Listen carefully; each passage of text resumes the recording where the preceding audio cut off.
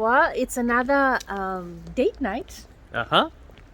and it's the first time that we're going to be going to a live show. Yep. So it's What kind of show is this? it's a comedy show. We're gonna have a little bit of laughs and fun, but of course we're gonna have dinner first.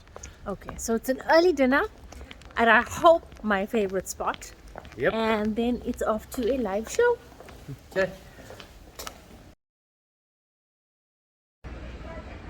So we have a slight dilemma because the restaurant is overpacked and we're in a queue. We're outside in a queue waiting for our turn to go eat. Mm-hmm. So in the meantime, we're just gonna sit out here under the tree, check out the traffic and the people and chat and build up an appetite. Yep. Anything else you'd like to say? Oh, Build up the appetite we have about 3 more hours before the show starts. Yeah. So we no hurry. We'll Yes. wait. And supper is finally over after a 2-hour wait. And Yep. then to get inside the restaurant to wait for another hour to get the food, and then only half the food comes, half the order comes, and then we got 5 minutes to get to where the show is, and then the other half of the food comes, and then we have to rush and eat and rush. Actually, we should be running there because the venue of the show is across the traffic lights from the restaurant we had dinner at. But still, it's a bit of a walk and it's a bit cold.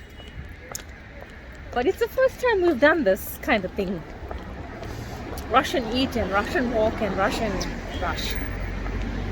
Thank you for supper, love. It's a pleasure.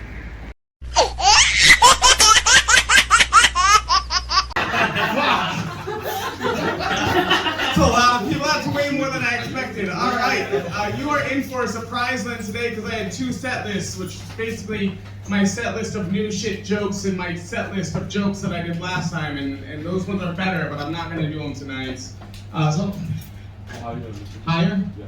No, it's good. Did somebody tell him that, or is he using his own intuition? I don't know. We told him. Okay, if it's his idea, we don't want to know. So it's great to be here. I will introduce myself the same way that I always do, which is that, I've been doing comedy for about 2 years now, and it's been going awesome for me. And as you guys can tell, you guys were here at my headliner last time. We had like 50 people at the show, and I'm doing so great that today we have 30.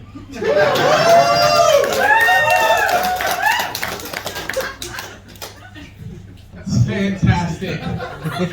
I told a joke last summer when I came here. I said that, I told my mom that I've been doing great. I've got like a big following on social media. Got like 400 followers, and that was back in June, and I'm happy to say now I have 700. And it's going really great. It's been so great that I actually filmed a television special. I filmed a headlining comedy special that's going to be like on live TV, but not like real TV because that doesn't exist anymore. But I told my mom, and my mom was really excited for me. For the first time, she was like, "Oh my God, you're going to be on Netflix!"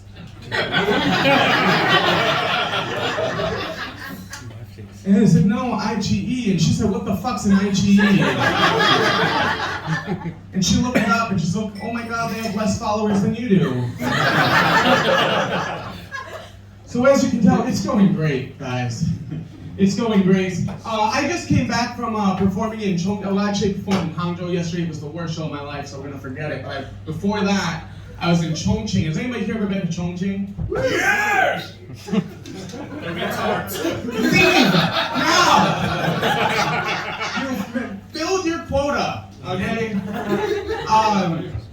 Chongqing was different than I expected it to be because Chongqing is a beautiful city, one of the most beautiful cities in China at night.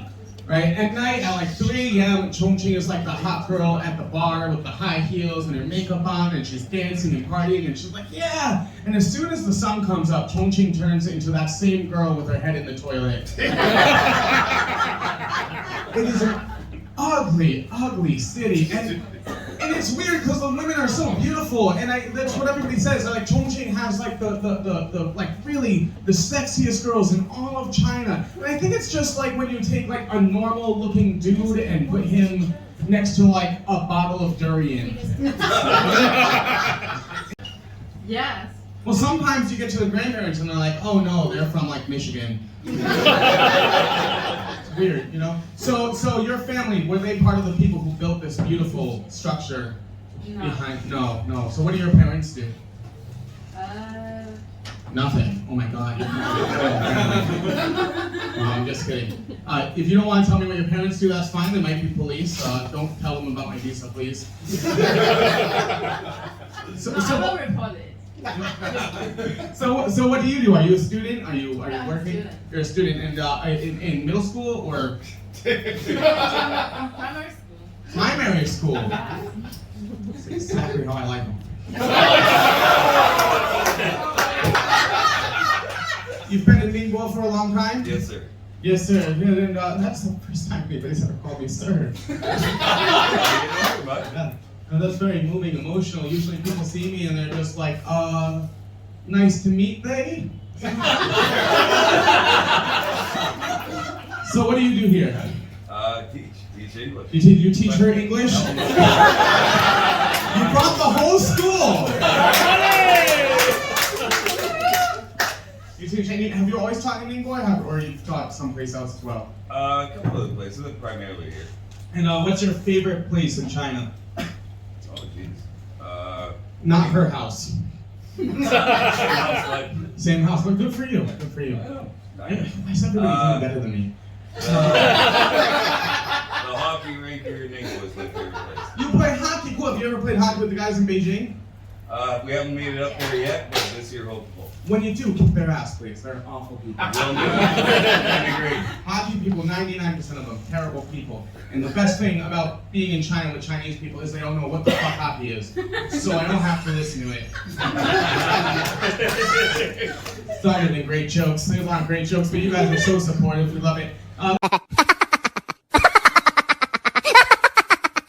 work for. So, some comedians and pop stars, right? They start backwards on stage. And then there's a voiceover to introduce them. And fog and stuff, you know? And then when the celebrity turns around, everyone goes fucking nuts. We're gonna do that. However, we couldn't afford a voice-over guy. So I'll be doing 2 roles tonight. And we couldn't afford fog, so if anyone has a vape, now I'll be the time. Alright, here we go. In a world before time. Now that's not literal. It's for dramatic effect. Don't get scared. It's not the Twilight Zone. A comedian from Liverpool, China, is England.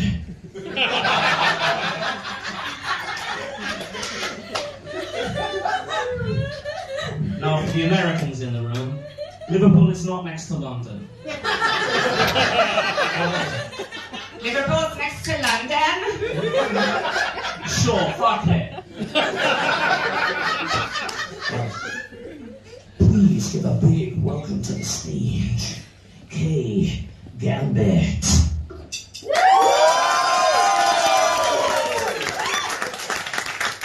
Wow, Don, what an unexpected welcome. Thank you very much. Thank you very much. Now, what I usually get asked the first time people meet me is usually about this. Right? And like, where are you from? Because I'm what you call racially ambiguous. Right? So I'll explain it now so it doesn't become confusing later. My mother is white Irish English. My father is black Cuban Spanish.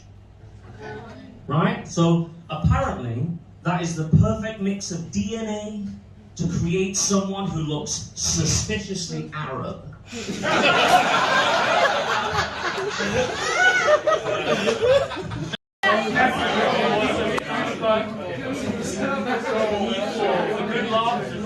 you're gonna check these guys out. Check them on social media, like, subscribe. Just make sure you see these guys. Trust me, they'll put you in a better mood. That was amazing. Thank you so much. And that was our night. So it was the first time that I attended a stand-up comedy of this kind. There were 2 skits. Yeah, what was the guy's names? Donnie and Kay. Okay, yeah. So it was relatively funny, and we got to share a lot of laughs together. Quite good jokes, with the occasional cuss word here and there. So that's why there's not much of the show on this upload, because this is a family friendly channel. But other than that, I think it was a good experience. Absolutely. Good experience. I mean, I do have a sense of humor. I'm not old. I love to laugh, but I don't find everything funny. I always say that. It's not everything is a joke, but that's just me. That's just me. And you? I thought it was really funny. I really thought the second guy was really funny. He does professional voices. Yeah, he was good. He was very good. He does professional voices, and the way he did the Indian voices and the Upper African voices, that was actually hilarious. But thanks for the night out and a good experience at a stand-up joint, stand-up skit. Maybe we'll do it more often. Now we definitely need to get out like more. I said, I do love laughing and I do have a sense of humor, but I just don't find everything to be a joke. Not everything is something to laugh at. But it was good. It was good. It was definitely good. Okay. So a little bit more about the evening. These 2 guys are foreigners, and they do touring, stand-up comedy touring throughout China, actually internationally. They are touring the next 54 other countries in the next couple of months. So they are very new and very up and coming, and the crowd was everyone. Yeah. A lot of foreigners and a lot of locals as well, local Chinese. And the jokes were actually targeted at everyone. No one was safe. Yeah, because he's racially ambiguous. So that's what it was about mostly. Yeah, Just that they are, and they occasionally, they are formerly from Beijing. That's where they're based. Yeah. And they travel to Ningbo, which is like a 6-hour journey. And then from here they're going up to, I don't know.